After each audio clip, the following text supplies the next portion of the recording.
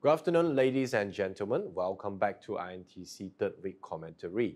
Now, my name is Max and I'm from Want to Invest.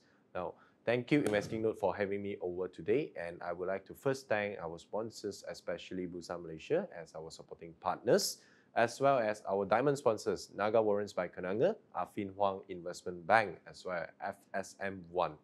Now, before we begin the session, I would like to do a very quick disclaimer. All the stocks or strategies or some of the indices we mentioned or we talk about throughout the whole session, they are of the opinion of me and maybe our guests, and they should not be taken as a stock buy or sell recommendation. So I strongly advise that you should take into a lot of factors such as your personal ownership and maybe your personal risk profile before you move into any investment decision, right? So for those who are new to the session, let me give you a very quick brief. What is INTC all about? Now, InvestingNote Trading Cup 2022 is a simulated trading competition where you can actually go head-to-head with other traders virtually. Now, all the participants, they will be given a virtual capital of 100,000 ringgit to trade equities in the Malaysia market, such as ETF, warrants, and also some of the, what we call common stock, of course, using real-time market data in the competition. Now, this year, we have a little bit surprised and we are quite excited with the prizes we have this year. You have the chance to win 30,000 ringgit worth of cash and also prizes. So on top of that, by just registering yourself and make 3 trades, you stand a chance to actually win Sony PlayStation 5 or a Samsung EarPods Pro. Now, if you haven't joined this competition, I strongly recommend you to go to investingnote.com to join this competition, right? So I'll kickstart the session a bit to talk about how the market has performed before we actually go into the other session. I know a lot of people, they are concerned about the current interest rate environment, especially when the Federal Reserve, they have just adjusted the interest rate by another 75 basis points. A lot of investors, or maybe we say traders, they are already anticipated, or it is their consensus that the interest rate will actually go up by 75 basis points when there's a hawkish statement by the Fed. I think that was 1 month ago by the time. So it's kind of an expected event to come up. So although we see the NASDAQ, we see the US market and maybe the Asian region perform quite negatively, but I would say that it's quite cushioned in that sense because the market already reflected beforehand. But that's one, I would say, 2 interesting market that perform quite, I wouldn't say good, especially in the Hang Seng and also our FBMKLCI. Nevertheless, there are a lot of trading and investment opportunities, although the market is quite rough per se, especially in our market, we have our technology stocks.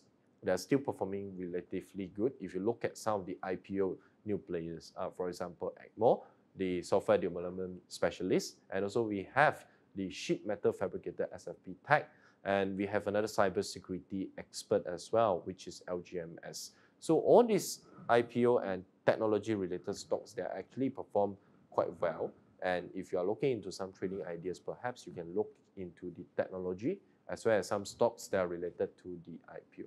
Now, let me expand a little bit into the technology sector because that's my favorite currently. If you were to ask me, what stock should I look into? What are the sectors that I would love? I would say definitely technology.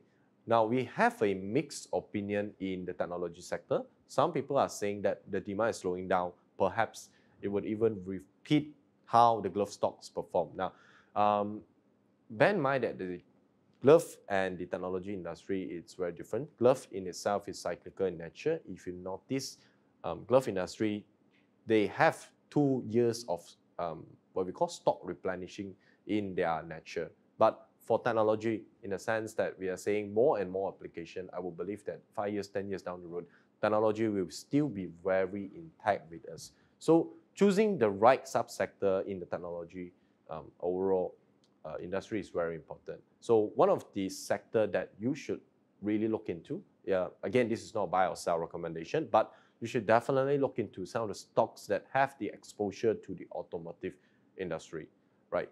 When we talk about automotive industry, I really talk about EV, but the larger player behind the game is actually what we call driverless car. When we talk about the communication between the cars, there are a lot of chips, there are a lot of what wafer consumed.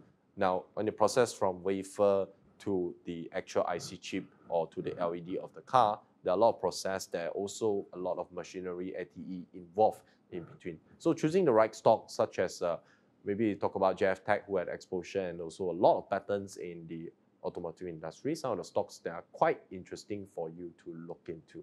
All right. So I do not want to take too much time on the market commentary. I have already given you some of the hints. Now, let me welcome our esteemed guest today, Miss Isabelle. Hey. Hi. Hi, Max. Hi. Hi, Miss Isabelle. Good afternoon. How are you doing today? Oh, excellent. Today's a very exciting trading day for a lot of people, and happy to be here. Yep, me too. So, as we know, this year's InvestingNote Trading Cup, we are coming to an end really soon, if I'm not mistaken, this afternoon, right? So, do you mind to share with us some of your comments on the participants' performance so far? Well, I have to say that from the first 2 weeks that we've been having this competition, we saw, I mean, of course, I'm a warrants issuer, so I do have a bias naturally towards warrant trading. But I'll comment on that parts of it. So what we've noticed is that in the first 2 weeks, there was not so much warrant trading, maybe in the second week, a bit more.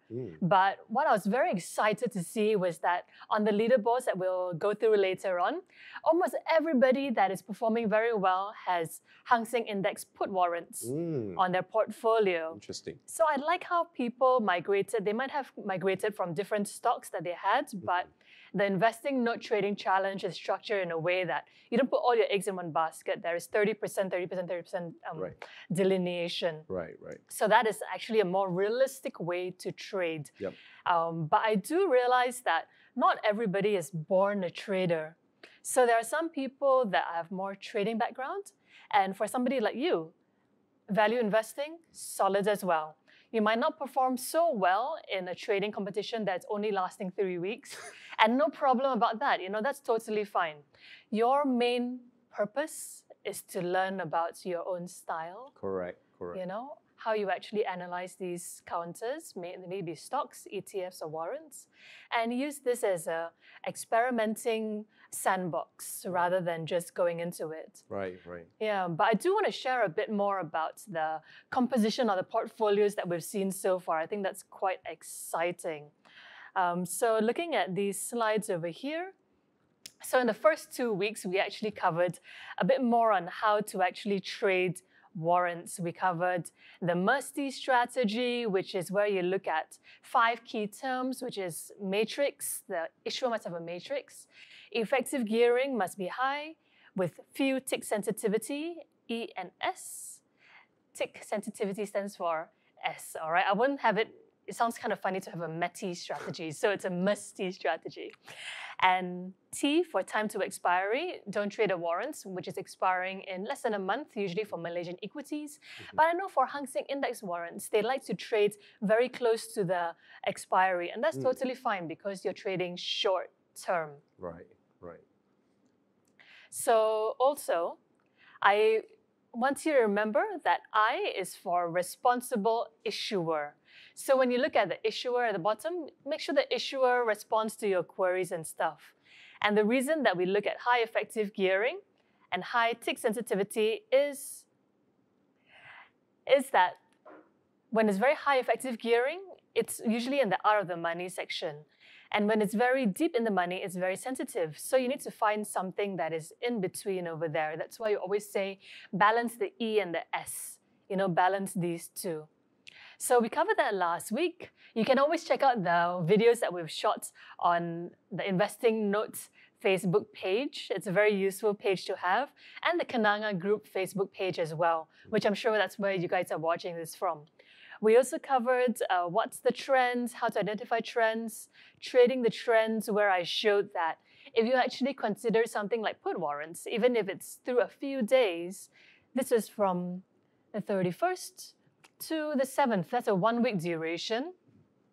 Something can happen. For example, if you notice there was a double top formation over here at a psychological level of 20,000, you will know that for Hang Seng Index, if you have monitored it a lot over the past few months, you would notice that traders like psychological levels. Right.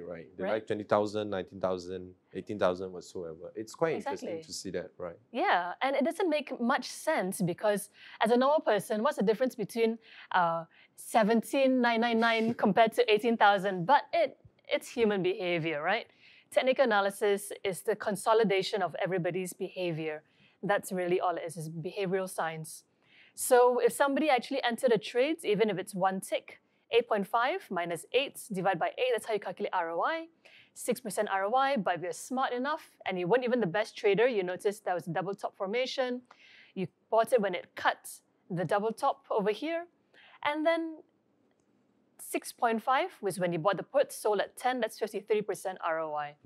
So this is the reason why people consider structured warrants a lot in this trading cup. We also covered the last defense strategy where I taught you how to use the live matrix. But today is a bit of a special day, right? Today is the last session that we have with the leaderboards. And just a disclaimer, I prepared these slides. I thought I was going the last minute, okay? I prepared these slides at 11:30 last night.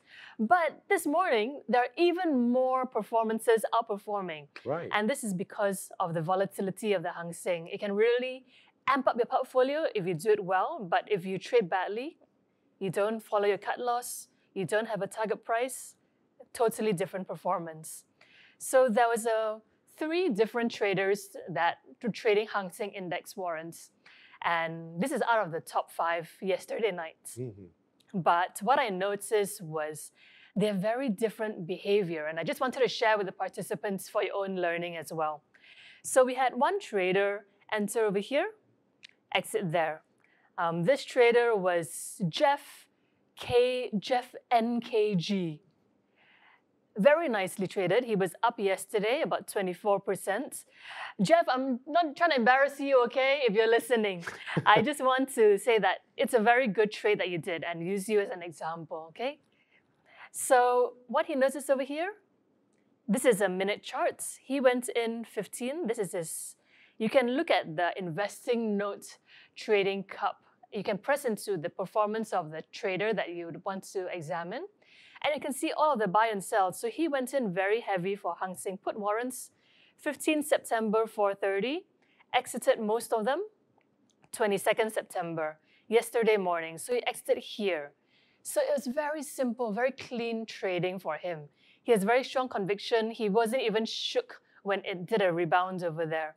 But you can see 19,000, it was a higher low, as we call it, right? Higher highs, higher lows mean it's a downtrend. Lower highs and lower lows is a downtrend. So over there, and he exited exactly at the psychological level of 18,000. Nice trade. Very nicely done, Jeff. So another trader that we noticed was this individual where he had a different strategy. He did this. He went in once at the end of the day, topped up his position twice, and he exited yesterday as well. And this trader was called Devil Crawler. I know I'm stalking you guys, okay, but I'm a trader. I'm very into the market, so I quite like stalking you. You can see his performance, it rose 3,000 places because of this trade. So his style is different. He enters, exits, enters, exits, enters, exits. So what he did was he mainly enters a few times. He has a specific amount of his portfolio that he allocates. Entered into the put, enter in the put, enter again here, and exited yesterday 18,000. That was another style. And the third style of trading that I noticed was this other individual called Crown KK69. Now, I am bringing these traders up because I enjoy seeing their trading style. And what this guy did was, sorry, Crown, I'm assuming you're a guy, okay? If you're a girl, then please correct me, okay? But what this trader did was different style. Enter, exit, a put, enter, exit, enter, exit. So what he did was he went into a call first, exited over here, And these are 1 minute, these are 5-minute charts. The only way I could compress all of it onto my tiny little screen is by using a 5-minute chart. But you can use whichever chart you want. I always recommend using a very long-term, 1 day, even 1 week chart to understand the trends. Then when you want to actually spot an opportunity, you are like a hunter with your gun of structured warrants, ETFs, stocks, puts, shorting, whatever. And you're just waiting for the opportunity to arise. So when he saw that there was an opportunity, he went to the calls. He saw that it was not breaking past the 19,000 over there as well. 19,500. Put warrants, call warrants. And again, he's in an open position as I saw last night. I could be wrong right now. Traders are very, they follow their own style, you know? So you can see that these 3 different traders have very different styles, and all of them are in the top positions. I don't know about this morning, as in that positions could change, but I just wanted to share with our listeners over there that every style is valid. Your style of value investing is also correct. Trading for a long term is also correct. You just need to understand your own behavior, your own characteristics. Maybe you have a wife, a full-time job and a part-time job, and you've got 5 kids and 20 cats. You know, so everybody has their own commitments and lifestyle. Yeah, so I think that was what I like to see for the traders when they actually move around in the InvestingNote Trading Cup. I want to see leaderboard changes. I want to see how they balance their portfolios and learn from them. Excellent trading to all the 3 I mentioned and everybody on the leaderboard. Right, really well done analysis on the participants. One thing I would like to echo maybe a bit on is throughout the trading cup, all the participants, they could have a taste of what is trading like and what kind of trading strategy is more suitable towards them. It's really inspiring to see some of the top performers, they're actually students that are leveraging the correct products on the correct opportunities. It's really inspiring to see them using this kind of method. So don't worry about your performance in the Trading Cup actually. Take it as a stepping stone for you to improve in your real trading moving forward. At least now, you know your style, like Isabelle mentioned just now. If you have 20 cats, you're too busy with it, so go for longer term investments, right? So now we are entering actually the last few hours of the trading tournament. And if you are one of the participants, what would be your strategy to increase your ranking for the last few hours? Oh, increase ranking in a few hours is very tricky unless you're a day trader and the market offers you an opportunity to capture. But let's say if I have a good ranking and I don't want it to drop, right? I just need to know that I already got to that ranking based on my 3 weeks performance. That means I got something right. I'm doing something right. What is that thing that I'm doing right?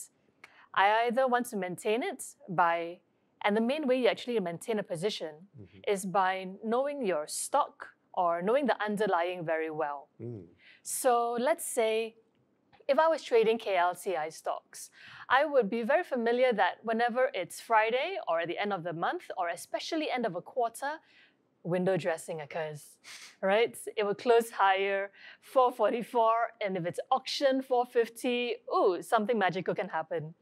I'm just saying that's based on looking at your candlestick charts. You can look at the 1-day charts and examine it in 1-minute charts if you wanted to as well, to see what's the behavior for the last few Fridays perhaps of that particular stock. And if you're trading the stock that just IPO'd that we all know about, then try to analyze what is the behavior. And for example, if you actually are trading a different underlying, you can be aware of different things. For example, T2, T3, what happens over there? Sometimes it's lower on Fridays because people these days, traders don't like to hold over a volatile weekend. So those are things that you need to be familiar with. You need to know your stock like it's your child. You know, when they eat ice cream, what happens? When they come back from school, what's their behavior? You need to know them very well. Right, I totally agree. Because a lot of people, they take trading warrants as a form of gamble, and I think that's completely incorrect. You have to understand what is underlying of that warrant. So, for example, if you will leverage on the opportunities like Isabelle mentioned, T3 or maybe they close lower on Fridays, there are also some rare occasions where the indices, they rebalance the portfolio. That's right. That's also very interesting for you to trade on the warrants. So do take note on the performance of the stock over a longer period, see how they perform on a particular date or on a particular period when the indices rebalance. That's also one of the trading strategy. Now, we are in the last day of Trading Cup 2022. So do you have any encouraging words that you would like to share with the participants? Encouraging words. Yeah. Well, the fact that you're actually joining the Trading Cup and watching this video, it means that you are naturally curious, naturally hungry, and you are already in a very learning mode, which is always useful. Right. There are some people that when they are born, they feel that they are stuck with those characteristics. Oh, I'm just a lazy person. I don't like to watch webinars. Then it's the whole life. They are like that. They are the same constant person. They are not growing. Right. But the fact that you're actually joining the Trading Cup, you're interested, you want to learn more, that means you are a growing individual. You're always changing, adapting, and learning new things. Yep. So I would say carry on this behavior of yours through the rest of your life.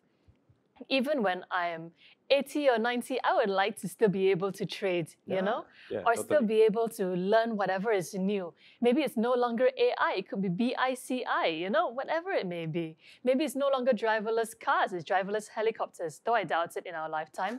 But, I mean, apart from drones, of course. But, you know, you always need to have this learning behavior. And I think as an encouragement, I do hope that you continue to go down this path that you're going on. May it be for your career, your job, your personal finance, money management, portfolio management. Keep learning, keep being hungry. And I'm so glad that 6,000 of you are so hungry. It really gives me a lot of inspiration. Right, right. I would like to give my salute to all the new traders, like what Isabelle mentioned just now. Because a lot of people, they think trading, investing, it's quite scary because you're putting your money into the game, right? You have the skin in the game. But this is kind of like a pre-stepping out from your comfort zone where you can test what it feels like by trading. You feel the thrill, the heartbeat, maybe sweating in your palms while you're trading without risking your own money. So I think it's definitely a very good opportunity to leverage on this Trading Cup. Now, let's talk a bit about the Malaysia warrants market. Some of the participants, we see significant jump in terms of their ranking, but some of them, they are not too familiar with Malaysia warrants. So can you share with us what do you see in the Malaysia warrants market for the next 2 years? Honestly, I mean, if you want a fundamental view on the market sectors, I understand what the Kenanga research people are saying. That's a more long-term view. For me, as a trader, and as somebody who just might not have the accessibility of you or of the research team or whatever it is, I would say that what you really want to take away is not really about Malaysian warrants. Yes, I love Malaysia too, but you want to be able to trade any market. So if you're taking away something from this competition, and you're wanting to understand what you're taking away from the Malaysia warrants market, take away the capabilities, the skills that you've developed. For example, you've developed fundamental analysis skills, technical analysis skills, news flow skills. All of these skills are transferable across borders. You can migrate your skills. For example, if you're looking at, say, structured warrants, put warrants, and you're very familiar with it, and call warrants, you can actually see whichever market is moving in the next 2 years, 5 years, 10 years. It doesn't have to be Malaysian market. It doesn't have to be just Hang Seng. You know, you already have the capabilities, so you can actually spot if, say, suddenly the Netherlands market, for example, decides to rally or decides to chuck, then you would know what to do. Your skills are transferable already. So that is really what I would say is more attractive for the warrants trading market. You know, learn the skills, learn your tools before it happens. So when the opportunity arises, when the door opens, you are ready to run through the door. You are not starting to pack up everything and, oh no, I better learn about this and that. Right. You know, just prepare. And then the more that you prepare, the easier it is to spot opportunities and the luckier you get. Right, right. When we are talking about Bursa Malaysia, some of you might start just getting started in Bursa Malaysia, like Isabelle mentioned. All the skills are transferable, especially when we have some of the warrants that you have exposure to the overseas market. For example, Nasdaq, and maybe we're talking about Hang Seng. The technology stocks, they are generally more volatile than Bursa Malaysia per se, especially Nasdaq. So if you want exposure, you don't have a good platform, I would say some of the warrants that have the exposure, be it on the upside or on the downside, it's quite interesting for you to leverage on the tools, actually. Yeah. Right. And at least you have a credible broker. You can use your same platform. Say if you're using any brokerage account that you're using right now, you will get access to it because warrants are a listed derivative. You don't have to actually open an overseas account for most cases. But yeah, it's very accessible, and I do highly advise learning about structured warrants, not to put all your eggs in a basket, but balanced portfolio. 80-20, for example. 80 in value investing, stocks, bonds, whatever you feel is solid for you, ETFs, even real estate is a form of investment, isn't it? And maybe 20% you can divide into a little more volatile, risky, they call it risky portfolio, but for me it's a higher ROI portfolio. And this balanced portfolio can actually, these risky components can actually maximize your whole portfolio. It's like a barbell strategy, they call it. So yeah, consider a small percentage, learn about these things. And so if there is another similar, for example, like a rubber glove rally, you would know what to do. You're already ready for it. It might happen 5 years from now, 10 years from now, 20, 30 years, totally different sector, but you're already ready. Correct. When you have the mindset, when you are prepared for it, definitely you can leverage on the rare opportunities that come arise. I cannot forecast for the next 2 or 5 years, but definitely as you progress along in the market, definitely you will spot some rare opportunities for you to trade or for investment. Now, maybe we move on a bit to, we have another chat with our top winner in the Trading Cup. So welcome Yo. Yo, are you there? Yes, hi. Hi Yo, hi Yo. Jaheng. Hi Yo, how are you doing? I'm fine. Right. We are very happy to have you here actually in this afternoon. So first of all, I'm really impressed by your performance in this year's InvestingNote Trading Cup, over 40% in your total portfolio. So do you want to introduce your bid to our audience to break the ice a bit? Hello, I'm Jaheng. I'm a uni student and entering to degree soon. Yeah. Wow, it's quite impressive to see a uni student rise to the top of the whole leaderboard. So, Yo, are you satisfied with your current performance and also your ranking actually? Yes. Okay. Fine. Yeah. Right. So, how do you feel when you rise to the top actually at the last trading day that we have today? Normal. Excellent. Okay, very good trading. That is the way to very be. Good trading attitude. Yes. I always say you need to trade like a robot. No feeling. It's just ROI, just numbers, isn't it, Yo? Yeah, right. Right. All right. Okay. So maybe go a bit deep into how do you actually play around with the competition.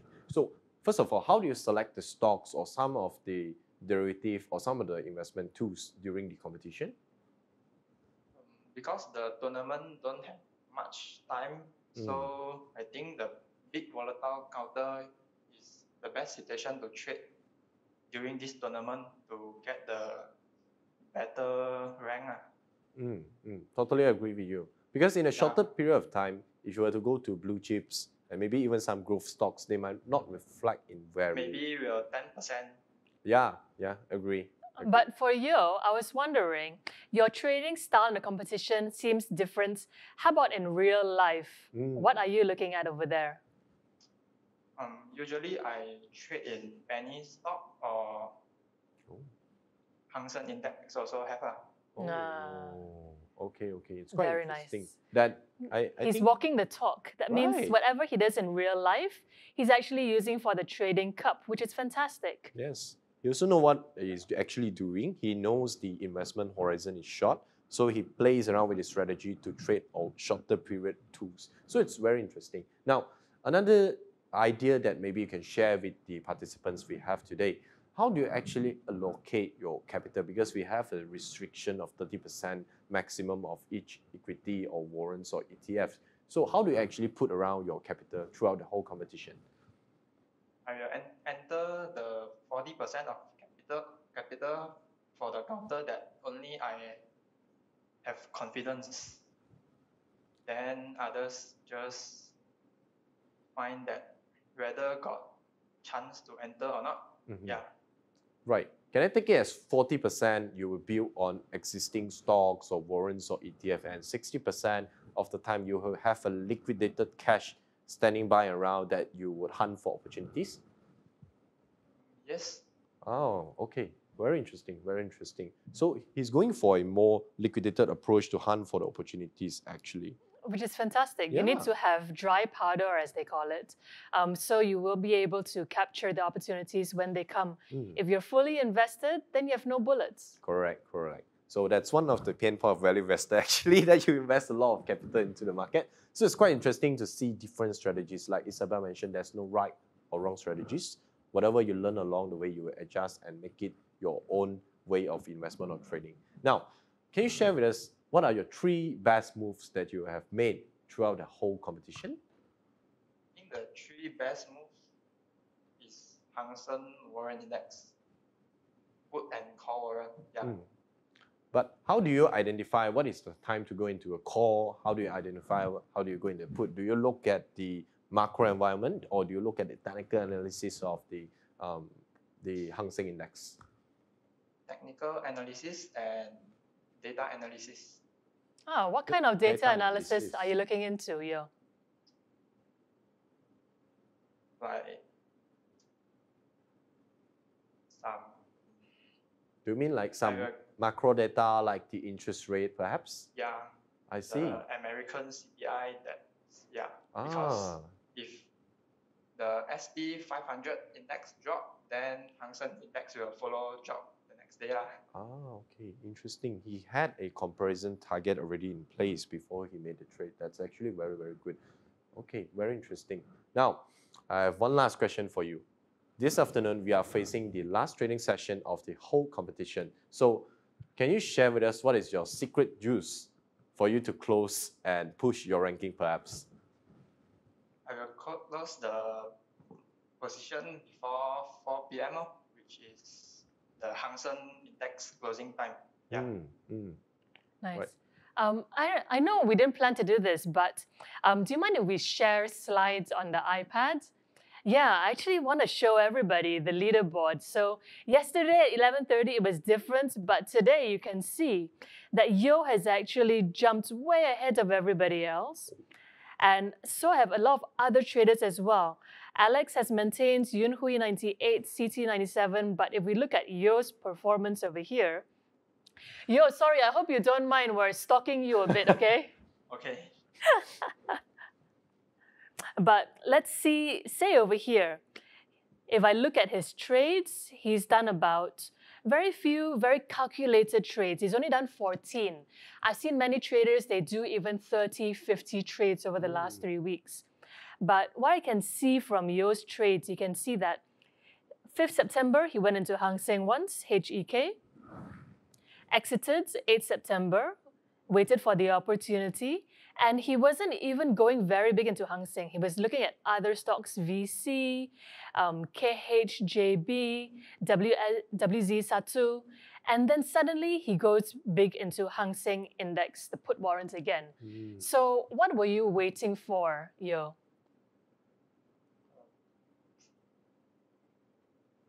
Because there is no any counter that I can enter. Okay, okay. So he's actually walking the talk. He mentioned he's more into penny stocks and so Hang Seng. So that's very good.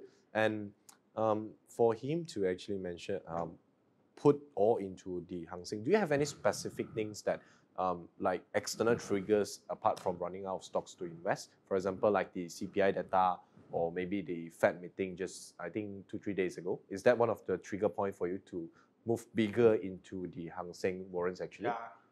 Yeah. Interesting. Yeah, so he's exactly like we said earlier, he's a sniper. He's keeping his powder dry, Right. waiting for the right opportunity. And when he saw something, he just took it. Even if it's the last 2 days, 3 days of the trading cup, he doesn't care because to him, it is all about making the right moves, not about making money or pushing up the leaderboard. He just is doing the right thing, following the trend. Right. And that is one of the lovely things about seeing a trader like this Right. hit to the top. It's very inspiring also. Yo, are you currently a student, if I'm not mistaken? Yeah. It's very inspiring. So I really look forward for how you would trade in 5 years to come. So perhaps you'll be a professional trader by then, maybe. Right.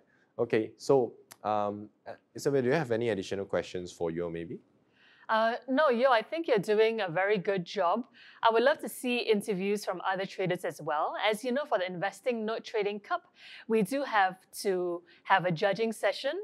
Of course, we'll be one of the judges as well, where we'll be analyzing the portfolios and understanding the motives behind each trade.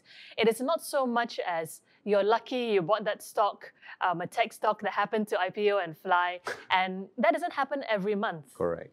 Right? It is actually being able to be very versatile, just like you over here and the many other traders that we saw, and even the top 100 are very decent traders.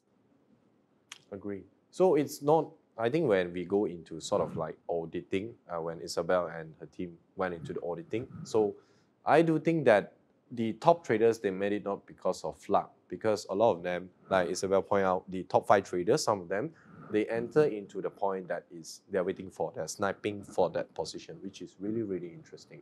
So again, thank you so much for sharing with us your strategy, Yo. We appreciate you for being here, and also all the best for the next 4 hours that you have. 3 hours and a half that you have left. Look forward to see you maintain a leaderboard. Okay, sure. Thank you. Thank Bye. you. Thank you. Right. So now maybe we have a little bit more time. We can talk about some of the performance of the participants that are in the leaderboard. So maybe some of the similarities that they have throughout in the leaderboard. So, okay.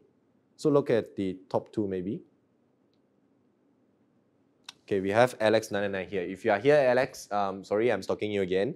And I can see a very mixed and interesting portfolio that you have here. You have a lot of technology stock as well. You have SFP, you have Synergens, you have LGMS, and also you have this SNS and Coraza as well, or UMC, Optimax, which is healthcare, and some of the penny stock maybe. One stock that's interesting is WZ1, which is same as Yo just now. I would say that, right, it's very interesting to see the best performing trade is actually coming from the HSI as well. So it's also going into the put. So as we can see now, the general macro environment is quite rough in a sense. So I would say it's quite a good strategy to actually go into a put warrant to protect your own portfolio. I'm not sure if it's going into a full swing trade into the Hang Seng, but generally, one of the ways to protect your portfolio is to have some warrants as well. So really well done, Alex. So maybe we can have a look at the other participants. Okay, maybe let's look at some of the participants that have went down the ranking for bid. What has happened? It's not to, it's not to derank you or something. We're just doing this as a case study, so no hard feelings. Samuel Bay. So we're just taking it as a case study, right? So again, it's very interesting. The oh, sorry. Oh, this is the top transaction. Yeah, I was just about to correct you on that. Apologies. Yeah, it's okay. Apologies. So over here, we go back to the participant just now. This Samuel Bay, we are seeing he is trading more on the IPO stocks, LGMS, Synergens, the SMT expert, and we also has the SFP Tech, which he really performed extremely well, 47% in return. So he's not too into. Yeah, if I'm not mistaken, I actually looked at this chap as well. Same Obey. I think yesterday he was in the 1st or 2nd position. Oh. Yeah. So I think that is an excellent trading strategy that you have as well. Stick to it if this is your style and it's performing well. Don't feel the need to have to jump to every single trend. You know, if your style is like this, you know your personality, stick to it. I think that's a very respectable performance, same with me. Right. He also had minimal trades actually. I don't see a lot of trades. Actually, he only had 4 trades that he hold on into. So salute to you. I think our trading style, our investment style is quite similar, right? So let's go back to Alex just now. Apologies again for missing out. Let's go a bit deeper into what he actually traded. So we are seeing a total of 17 trades that he had done. Some of them, they are in the Hang Seng put warrant, and he's also, interestingly, he's also into trading the glove stocks. What do you think about that, Isabelle? Well, I need to look at the glove stock charts. I mean, I can't really tell based on this performance, even though I can see that 15 sold at, sorry, my eyesight is quite bad. Over the years, I think I look at the screens too much. Trade too much, right? My power is like 1,000 on one side and 800, so I'm a bit blind. So that's why my slides are very big. Let's say, even for Harta, even his trading it, if you drill down deeper, like I like to do, you can see his top glove trade was bought at 35, sold at, let's see, share price, bought at 70, sold at 62, bought at 150, sold at 148. So yeah, he was attempting to do something over here. I wish I can interview him so he can tell us a bit more. Yeah. But who knows, maybe for the trading cup strategy, he was like, you know, you have to have a minimum of 3 trades, so I'm just going to do my minimum. You know, any reason can work. Right. Okay, it's actually quite interesting. Perhaps he was waiting for rebound, oversell in the glove stocks maybe, but interestingly for his position in the HSI put warrant, it's performing really, really well. Okay, so maybe we look at one last participants perhaps. Let's look at another participant that jumped 3,400 in place. Okay, let's have a look. I really wish I can meet all of you in real life one day. Maybe we'll have an coffee session. Event. Maybe. Yeah, I would love to. Right. It's always fun to, you know, talk to other traders, investors to understand what are their strategies, what are they thinking when they're executing a particular trade. It's so interesting. Right. So we, our friend here, Paul Horns, he had around 11 trades, and most of them are actually into the Hang Seng, and some of the core warrants of hibiscus actually. Perhaps it was hunting into the oil price rebound maybe, since hibiscus is quite closely related to the oil price. And Coastal, if I'm not mistaken, is another oil and gas stock. So I guess he had a certain knowledge in the oil and gas industry, perhaps. Yeah, perhaps. Right. But if you can see the previous performance, oil and gas prices have rallied over the 100 US dollar marks for the past few months. Up and down, very volatile to the 80s. And you can see that the Malaysian stocks for oil and gas are stagnant. There are many reasons on that. I would suggest watching one of the Kenanga research videos. They had a really good one where they covered oil and gas performances in relation to the Malaysian stocks. Why have they not doubled in price even though the oil prices have rallied so much? So yeah, check out the Kenanga group Facebook for that, or the Kenanga group YouTube, and check out the oil and gas session that they had. I think you'll find that very useful if you're into oil and gas play. Right. So I'm seeing a lot of participants, they had a really exceptional performance when they have this HSI, HGK specifically in their portfolio. So maybe Isabelle can share a bit on how is HEK performing, what is the gearing like, what is the expiry date like? Would you like to do that? Yeah, sure. So the easiest way, if you're just wanting to start off trading warrants, I would say you go to NagaWarrants.com, not Nando's. Let's see. And the first thing you would do, pretty simply, is you just check out. You can, of course, use the must-see strategy for the live matrix. But what I would do is, for the interest of time right now, since it's 1:29, I would just quickly select, so let's say, we added an additional filter to this. You can see Hang Seng Call, Hang Seng Put over there. And if I'm looking at put warrants, I'll quickly select a Hang Seng Put warrants. And these are the warrants that we have available for your trading. And you can actually just, for a really quick calculation, if say you're running short on time and you want to do a quick trade, something very easy that I find a bit of a cheat would be just to look at the price points of the index points over there. So let's say you've got HSI, HEK versus HES. On the first two is the underlying bid and ask, and the next two columns is the warrant bid and ask. And as you can see over here, you can see that HES, let's say 181, 184 minus 125, that's about 60 tick warrants, give or take. However, for the Hang Seng HEK, you can see over there, it is about a 25 tick warrants, 34 minus 9. So it's very sensitive compared to it. That's why we talk about few ticks. This is what we mean by ticks, how fast it flips. If you're a longer term investor, I would say choose one that flips less, maybe about 50 points, 80 points, 100 points, because you don't want to get whipsawed. You're not a trader. You're more of a swing trader. Maybe you're trading over a position of 3 days, 5 days, a week, or even 2 weeks. We have some traders do that. But if you're doing something really quick, you would look at the live matrix quickly and then analyze the points, analyze the ticks, see which one flips really quickly and use that one for your benefit. All these warrants, stocks, ETFs, warrants, whatever, they are your slave. You know, you are just using them. I know it sounds terrible, but you're just using them. They are supposed to serve you. You don't have to go into HEK if it's not your style. If it's too, 30 ticks is too fast for you. Hang Seng can move, over the past 2 days, 300 points down. Ooh. So if it's not your style, choose something that is less sensitive. 50 ticks, 100 ticks, so you don't get slapped left, right, center every time. Right. And one of the things I would like to circle back when we just started, when Isabelle mentioned what is considered as a responsible issuer.